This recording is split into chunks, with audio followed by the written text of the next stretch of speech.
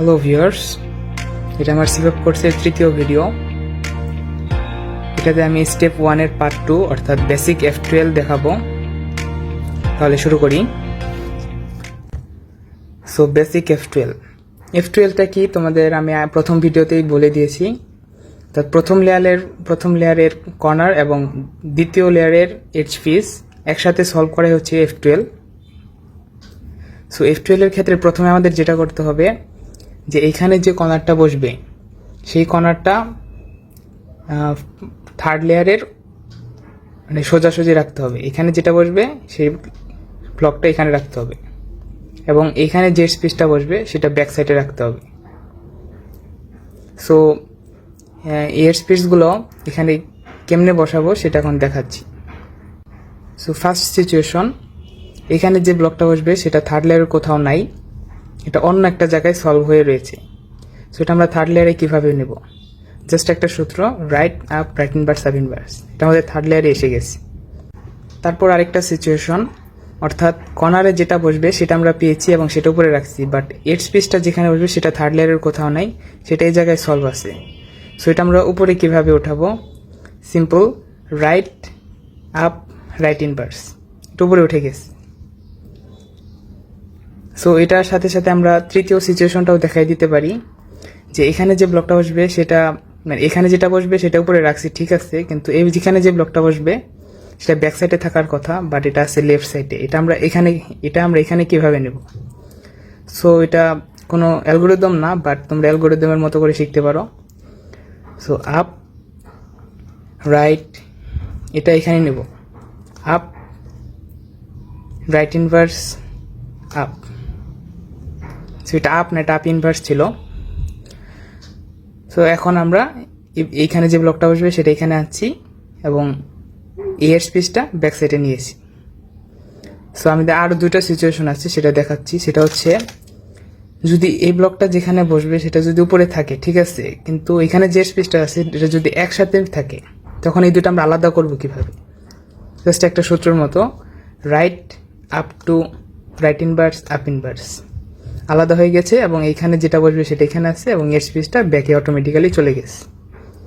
এটা আরেকটা সিচুয়েশন, এখানে ব্লক দুটো অ্যাটাচ আছে বাট ব্লক দুটো সামনাসামনি অ্যাটাচ আছে। তো এটা কীভাবে আলাদা করব? ওই একই সূত্র, রাইট ইনভার্স আপ ইনভার্স, দুটো আলাদা করে ফেললাম। এখন আমরা আগে কি ছিল, মানে এই সূত্র দেওয়ার পরে অটোমেটিক্যালি ব্লকটা ব্যাকে চলে গিয়েছিল। সো এটা ব্যাকে যায়নি, এটা লেফট সাইডে আছে। এটা আমরা আলাদা করবো কীভাবে? এটা আমি আগেই বলেছি, আপ ইনভার্স রাইট, এটা এখানে নেব, আপ রাইট ইনভার্স আপ, এখন আলাদা হয়ে গেছে। সো এই ব্লক দুটো মানে অর্থাৎ এখানে যে ব্লকটা বসবে সেটা এখানে আনবো এবং এখানে যে স্পেসটা বসবে সেটা ব্যাক সাইডে নেওয়ার পর 6টা সিচুয়েশন আছে এবং 6টার জন্য 6টা অ্যালগোরিদম আছে, সেটা আমি তোমাদের দেখিয়ে দিচ্ছি। সিচুয়েশনের অ্যালগোরিদমগুলো শুরু করার আগে তোমাদের জানিয়ে রাখা ভালো যে আমরা সিচুয়েশনের অ্যালগোরিদমগুলো আসলে কিসের জন্য করব। মেইনলি কারণ হচ্ছে এটা আমরা হচ্ছে ফার্স্ট লেয়ারের কর্নার এবং সেকেন্ড লেয়ারের এইচপিসি এর সাথে পেয়ার করব।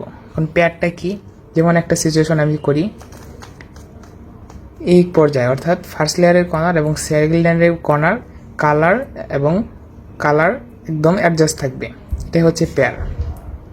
এখন এই পেয়ারটা আমরা কিভাবে সলভ করব? যদি পেয়ার করাই থাকে, আমাদের এক্সট্রা করে অ্যালগোরিদম করে পেয়ার করতে না হয়, তাহলে আমরা কীভাবে সলভ করব? জাস্ট পেয়ারটা যদি এই পর্যায়ে থাকে, জাস্ট এখানে বসবে, তাহলে আমরা এই অ্যালগোরিদম দিয়ে পেয়ার করব, up inverse right inverse.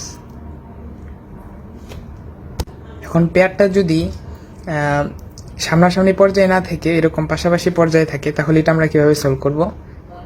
Just এই সিম্পল একটা algorithm, up inverse front inverse up front. এখন যদি ফ্রন্ট দিতে কারো কষ্ট হয় বা সমস্যা হয়, তাহলে আমরা একটা ওয়াই টার্ন নিতে পারি। ওয়াই টার্ন নিয়ে এই অ্যালগোরিদমটা করব, up inverse left inverse up left. So এখন আমরা সিচুয়েশনগুলো শুরু করি। সো ফার্স্ট সিচুয়েশন, এখানে যে কালারটা আছে এই কালারটা আমার ফ্রন্টে আছে এবং এই কালারের ব্যাকে যে কালারটা আছে সেই কালারটা উপরে আছে এবং রাইট সাইডে আছে হোয়াইট। তো এই সূত্রটা খুবই simple, right right up right inverse.